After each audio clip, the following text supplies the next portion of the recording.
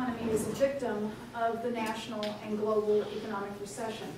There's very little Oregon can do on its own to resolve all of its budget needs by itself until the national and global economy have sufficiently recovered. We had to take very deep cuts, as you're aware, in the last two sessions. I had the, I guess the phrase might be dubious honor of carrying the first budget cutting bill, budget reconciliation bill of the session. And what we did, the very first step we took is we cut our own budget. We cut the legislature's budget before we cut anybody else's budget. That was the first one out the gate, 15 to 18%. And then we did it again, made another cut on top of that later. We have tried to protect departments and agencies as best we can, but when you have human services, education, and public safety taking up 97% of the discretionary funds, there was no way, literally no way, to balance the budget without making cuts in those areas. It just couldn't be done.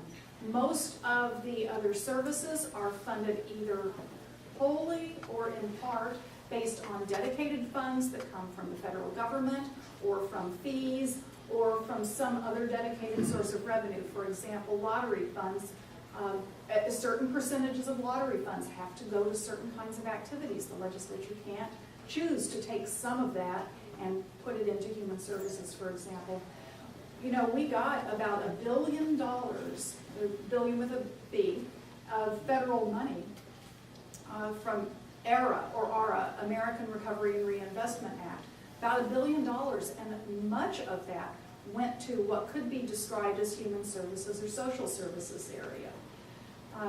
We used every dollar that we could find. In some cases, though, it requires committing more state money, because the only way you get the federal money is to match it with state money. So that creates additional strains on our budget. All I can say is that I feel like we're watching serious problems unfold, and some of it we in the legislature are doing the best we can by trying to balance. For example, what we did in the last in the 2009 session is I think we had a very balanced approach to balancing the budget. We said, we're not going to make $4 billion worth of budget cuts. That's what some other states decided was appropriate. We thought that was not appropriate. Can you imagine how we would have devastated human services if we had just said it will be all cuts?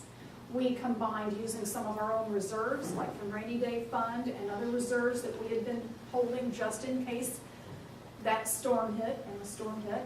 So we used a lot of our reserves, not all of it, because we knew it could continue to get worse. We used a lot of reserves, a ton of federal money. We passed a revenue measure, which the public upheld, and then we still had to make some cuts.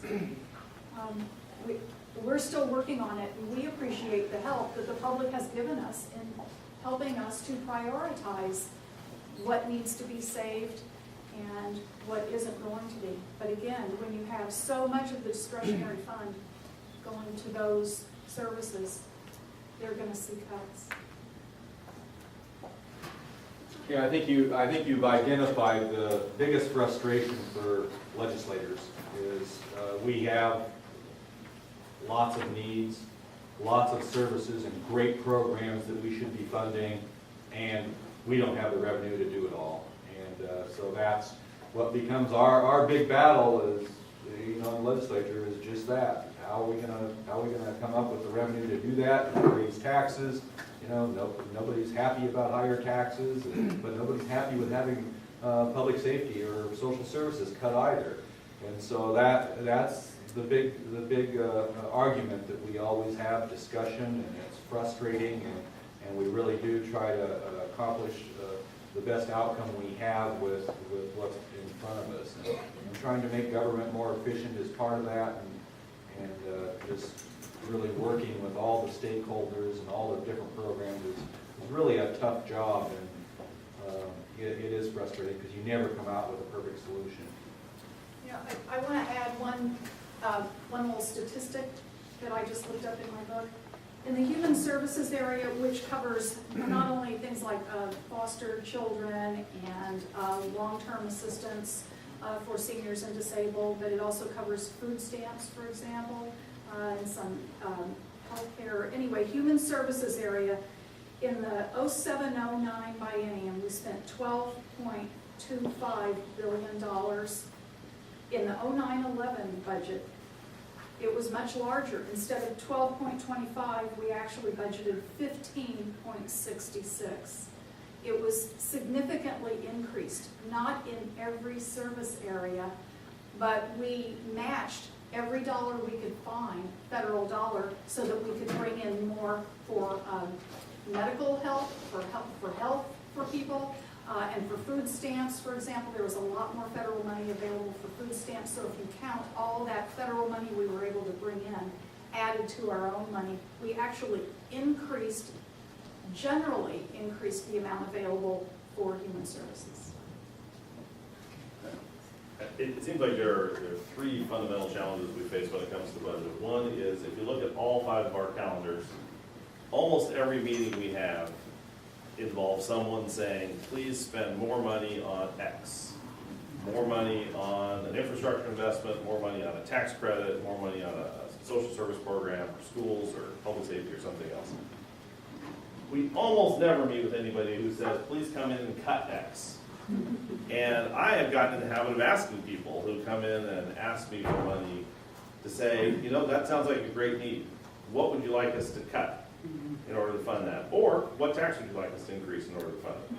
Because fundamentally, those are the choices.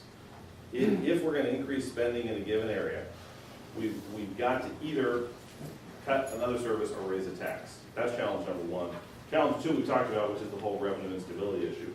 But challenge 3 that we often forget about is the whole initiative process. Because when we as voters are faced with initiatives, the question is never, how does this fit within the context of a balanced budget? The question is always, do you want to spend more money on this? Do you want to spend more money on that?